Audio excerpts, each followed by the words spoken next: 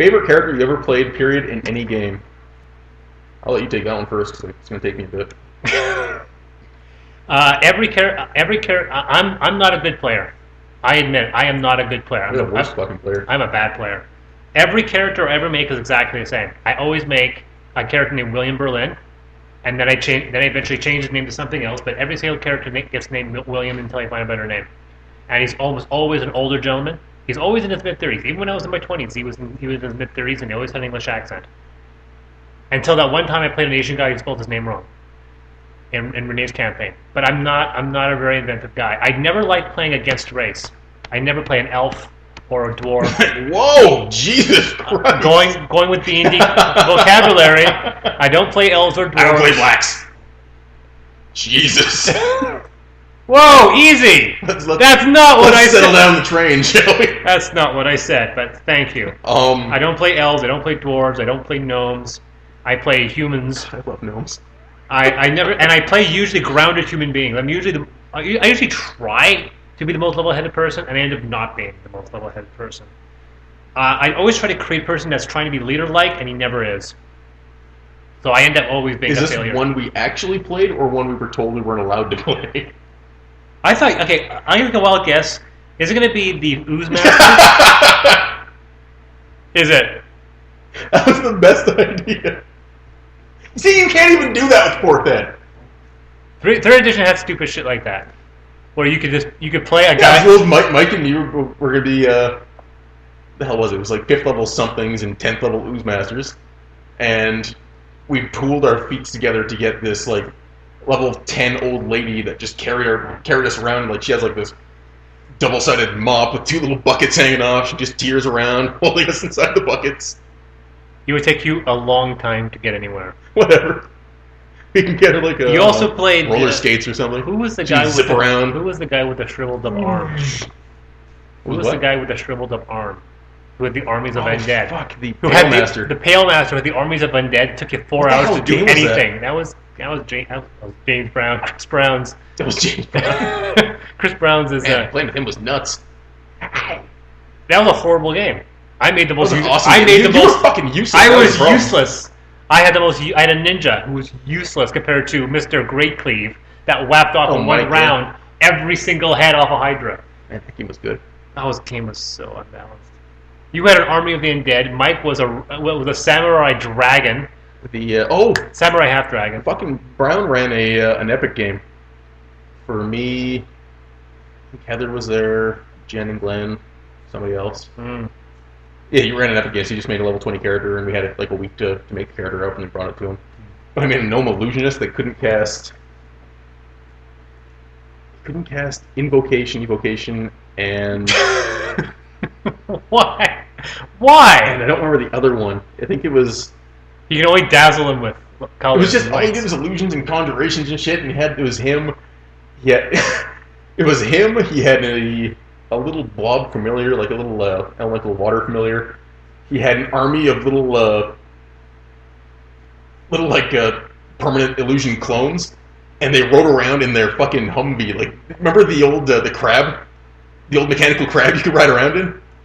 I mean, the mechanism. Yeah, what the fuck was it called? Yeah, so it was something mechanism. It was the first spectacular mechanism. Yeah, it was the first item in the wondrous magic area. No, it was like in the old 3.5 or maybe even 3rd Ed. Yeah. Like in DMG. It was like the big crab robot, except it had like a permanent illusion on it to make it giant on the inside. It was also packed with clones.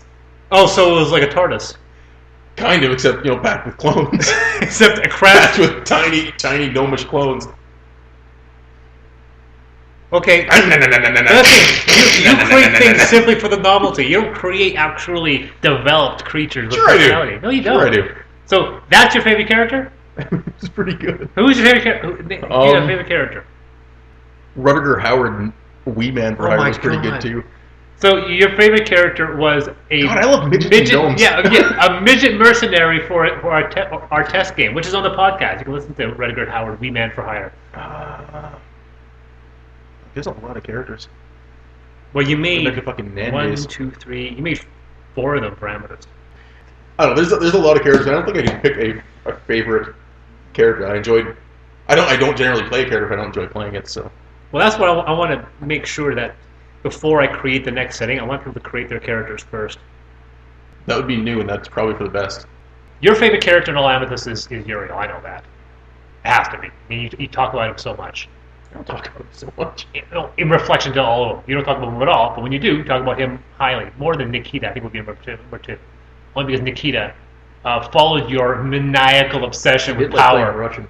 And you got to play with a Russian accent, which you don't do very well. No, I don't.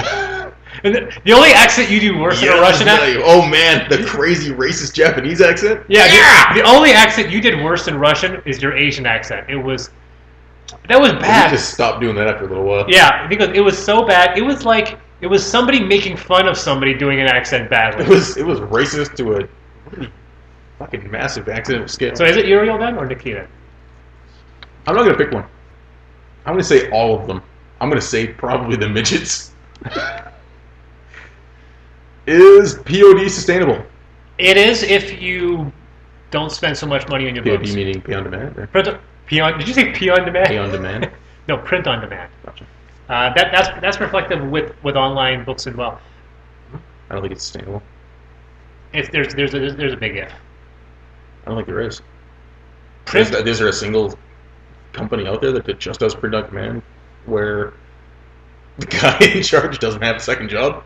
Well, there's a guy from Green Ronin that told me that more people walk on the moon than make a living off role-playing. Everybody, maybe 3 or 4 people in the industry, get their money exclusively from role-playing games. Almost everybody else has a secondary job. I don't think that's true at all.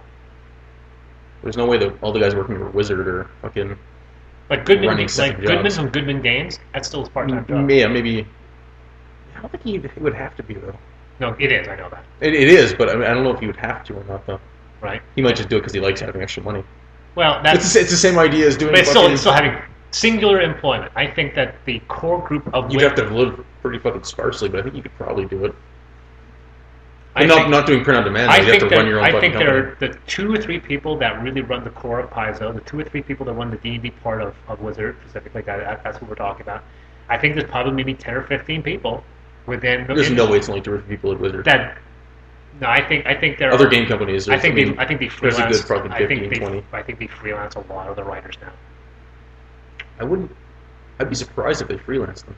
Yeah, but even most game companies don't these days, so they keep fairly tight control over that. They have a list of people they tap who are not. And GW doesn't. The guys that do Infinity don't. Who else? War Machine doesn't.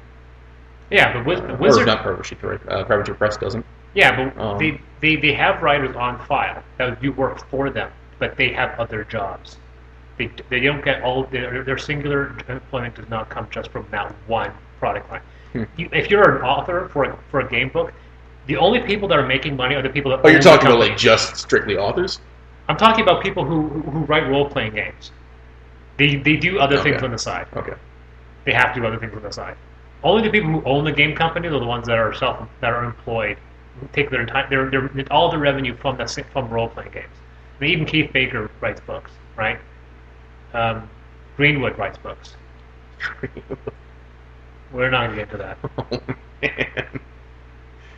man. There's actually a book called Minster Goes to Hell. That's a thing that exists. If you are running a game business, I would say 99, if not 100% of every single person on RPG now, every single storefront, right? They're almost all done by part-timers. Right? Every storefront? Every independent storefront on RPG now, not Drive-Thru RPG. Okay. Because Drive-Thru RPG also has like Wizard has their books on there now, like White Wolf and all play. They all have on there.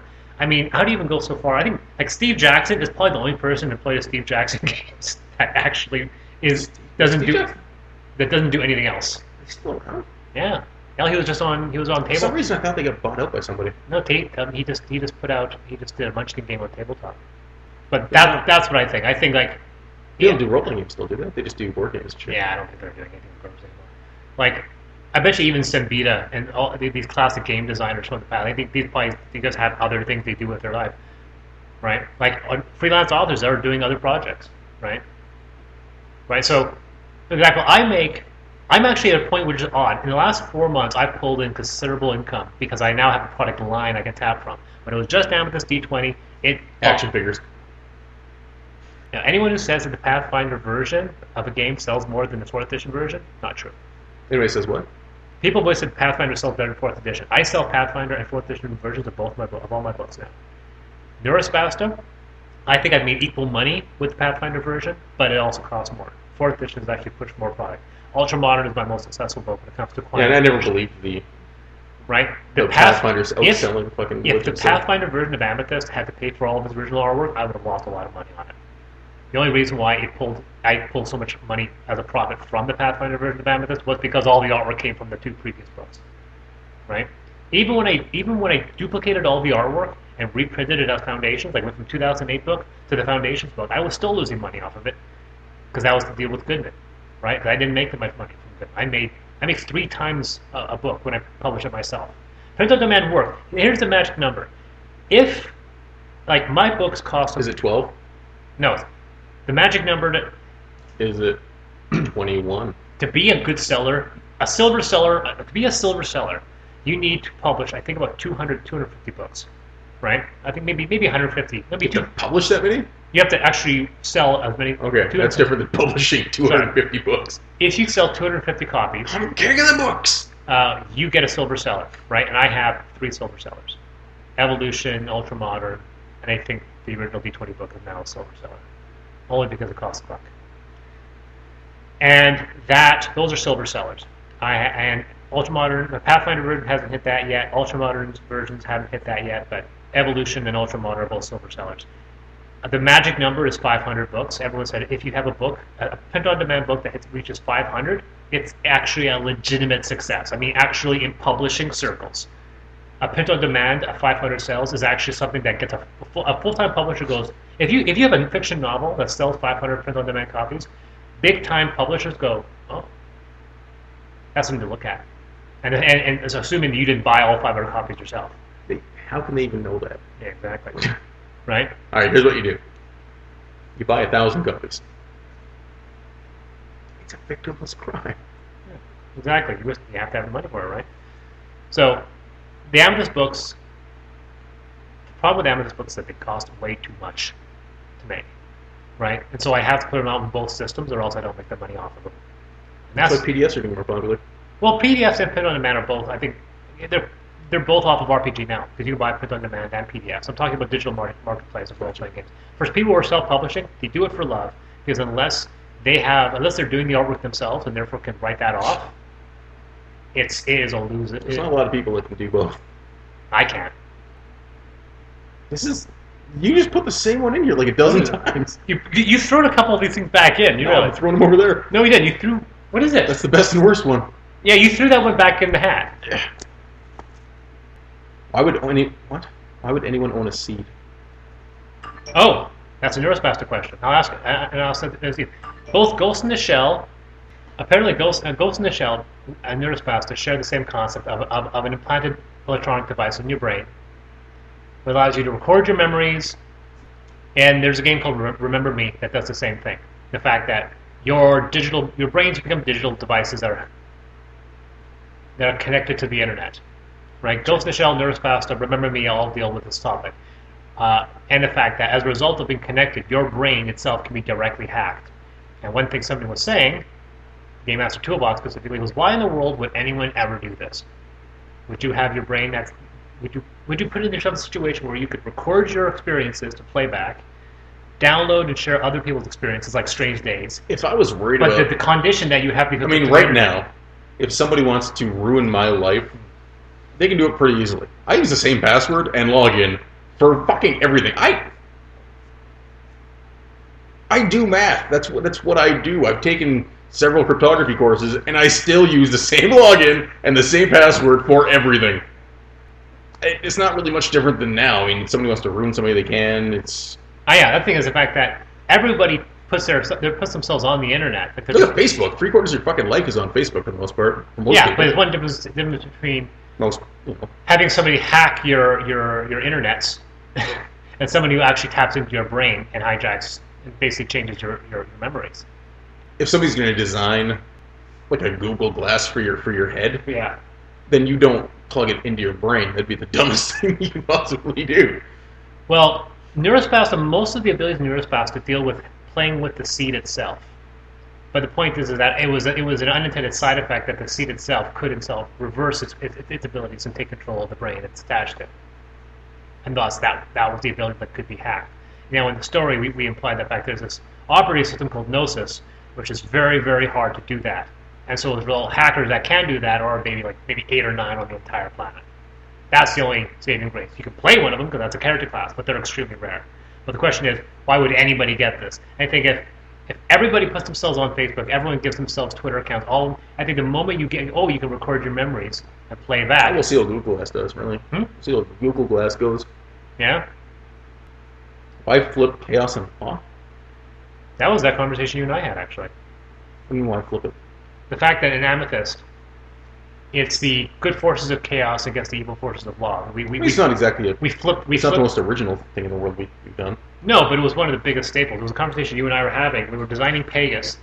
It was 7 or 8 years ago. It was during the first. It wasn't. The first game was over. It was actually in the second game. Because we were having a conversation about the creation of the Pegasus. And we were talking about, you were really pushing the goals. I think it's a neat idea. I mean, it's... And then we were at the idea about chaos and law, and then we both kind of organically reached that. We both went, wait a second, why don't we do that? But you wanted to keep the grotesqueries, and I want the grotesqueries out. Which ones are those? The mutations that Magus creates. Right. I want basically... Those like the Balors and... Yeah. Or the demons and devils. We created a loophole to allow demons and devils to at least exist mechanically within the setting. And in 4th edition, I kind of ignored them. And then when I'm hit later on with the Pathfinder, I said, no, they're not in the game anymore. I mean, I thought it was a neat idea. It's the idea that I mean, I think about now it's definitely from when we were younger. I think we could probably do better setting-wise now.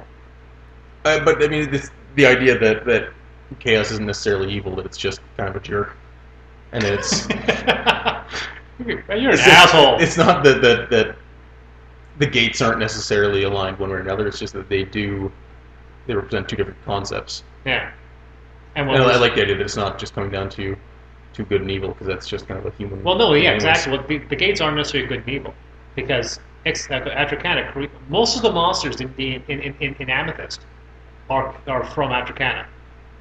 Almost 90% of them are, because it's just like, what do you want? Let's create a glimmering melter. That's a creation from Atracana. Man, I miss the old DMG. I had to wish a Tarasque dead. The hardest thing to designing a game. I don't know if anybody listening to this has ever looked at a game book, but there's like a fucking billion pages. Those all have to have things on them. So you're saying the hardest thing about designing a game are the words? It's actually writing the game. So you think the hardest part of designing a game are the words? It's just a lot of things. You're starting. Well, I guess it depends on if it's from like fucking ground up or if it's based on another game. I don't ever want to create an actual game system mechanic. No, from its ground up. I did it when I was like 16. I never want to do it again. Way too much work. I would much rather design it someone else's playground. Have you tried that? You play with the idea of making games, but have you actually tried to create a game from the ground up? Mm-hmm. I tried twice. Battle Horizon and a Vietnam War game. It's probably the monsters, actually. They're the hardest thing? Yeah. Because they're so fucking mind-numbing, and you just don't want to do them. And you're like, alright, let's make another Pegasus! Yeah! How can I make this one different than the other 8 Pegasus? I'll give this one a spear! I'll call it a Pegasus Poke Sharper. Making the classes balanced is the most difficult thing. No, because that's organic. You can just fucking playtest that shit. Like the hardest thing in making in Pathfinder are the ideas monsters. that are different for classes, yeah, but balancing classes are easy. Monsters are a difficult thing to design for Pathfinder, not for 4th edition. The hardest thing for 4th edition was mind-numbing. Pathfinder monsters were mind-numbing. In 4th edition, it's the classes, because it's one thing to create a Pathfinder class. That's actually, I'll give you that. Sitting down and writing down 400 powers, like 400 to 500. I still like the original idea I had for mages. If you were to have influence in a game setting, wink, wink, would you want to, like, would you want that fantasy setting to have a magic system? And if it had a magic system, Yeah. would you want it to be overly powerful, mildly powerful, or something like do you like the Game If of it's going to Thrones? be powerful, it's got to be crazy, crazy hard to do. Like, do you, like That was the problem with... like setting, like magic settings, for example, when we had Lord of the Rings, Game of Thrones, Harry Potter, 3 levels of magic system, from non-existent to powerful but rare. We're not going to go with to Harry Potter because common. that's fucking dumb. Yeah, but using a staple, the idea of common magic, rare magic, and magic is extremely rare and not very powerful when it pops up, and when it does pop up, it's pseudo fucking risky. Pseudo super. Again, going back to fucking Warhammer Fantasy Roleplay, I like their system. Yeah. They had some really crazy powerful stuff that wizards could do, but on the counter, like, to balance that off, if you cast spells, there's a good chance your brain got sucked out your ass by some sort of fucking warp demon or something. Like, you had to control the magic. And I like the idea that you have to kind of... Actually, fucking Mage, White Wolf Mage was like that too, but you could kind of trick the GM a little bit. I like that it would be crazy powerful, but also very, very dangerous, or if not dangerous, then just hard to fucking pull off. Like, if you got to do, I don't know, like fucking masturbate while doing a handstand, jumping jacks and shit. Everything goes to I masturbation. don't. Everything always goes. I know the podcast is almost over. Can you hold it in for a few more minutes? Okay. You got 10. All right. You got 10 to pants fly off. Okay. I like the idea that it's hard to do, but crazy powerful. One of the reasons we didn't do it for the 3rd edition was because we'd have to completely... Remove and redo. We'd have to write all spells. Which is weird too, because the book was 400 pages, and just simply by modifying the consistent system, it still had 400 pages. I think the reason why is that once it would have to be a really elegant, once you introduce magic system to the setting, and you want to put something original, people are kind of expecting that same type of customization, which is weird. I don't like wizards. I think whenever wizards pop in, it's a slippery slope until you make them overpowered. You either have to make some kind of... You have to be careful. You either have to create a situation where you can use magic more often, but not as powerful, or you create a situation where you have I hate the idea, like in 4th Ed, where I can just drop a meteor on some dude's head. Like, I'm a wizard. I'm wearing my fucking pointy hat, well, not like KKK hat, but I'm wearing my pointy wizard hat, my fucking star robe, and I'm like, ah! I've got my stick, and I zap some dude. I pull a meteor from fucking heaven, slam it into some ogre, and that does the same damage as Shock the Warrior running up and hit him in the face with his giant fucking hammer. Like, it's the meteor swarm should be something that's a cataclysmic. fucking meteor! It's coming from space! So you're saying either don't have that spell or make it do what it's supposed to do. No, have that spell. Just do what it's supposed to do. Yeah, but the thing is, with Amethyst, we created the foundation spell. We pulled all the powerful spells out, replaced them, going, okay. Yeah, that's because you're fucking hard on for not liking magic, though. Yeah, but I also wanted a system in place. Like, we have foundation spells going in the next book, wink, wink. Right? And foundation spells are extremely powerful spells. But every single time that you do it, it fucks you up. There's got to be a way to make it work that hasn't been done already, because I'm trying to think, and I can't even think of something that's like that isn't just like a video game. Alright, well, that was the last one, so we're done. Alright, guys. Tell Diaz that you want a podcast, not a video thing, because videos are dumb.